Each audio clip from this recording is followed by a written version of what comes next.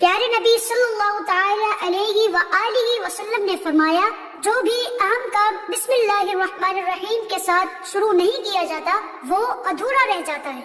بسم اللہ الرحمن الرحیم، بسم اللہ الرحمن الرحیم، اپنے نیک اور جائز کاموں میں برکت حاصل کر لے ہم، بسم اللہ الرحمن الرحیم پڑھ لے ہم، اپنے نیک اور جائز کاموں میں برکت حاصل کر لے ہم، بسم اللہ الرحمن الرحیم پڑھ لے ہم، بسم اللہ الرحمن الرحیم،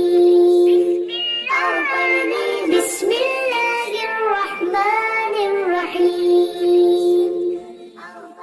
آئیے بچوں، آج ہم آپ کو بتاتے ہیں بسم اللہ کی کیسی شان ہے کہ اسے کہاں کہاں پڑھا جاتا ہے۔ کھانے کھلانے، پینے پلانے، رکھنے اٹھانے، دھونے پکانے، پڑھنے پڑھانے، چلنے چلانے، اٹھنے اٹھانے، بیٹھنے بٹھانے، بشاتی جلانے، پنکھا چلانے، دسترخوان بچھانے بڑھانے، جوتا پہننے، امام سجانے، دروازہ کھولنے بند فرمانے، انشاءاللہ۔ بستر لپیٹنے بچھانے، دکان کھولنے بڑھانے، تالا کھولنے لگانے، تیل ڈالنے، عطر لگانے، بیان کرنے، نعت سنانے،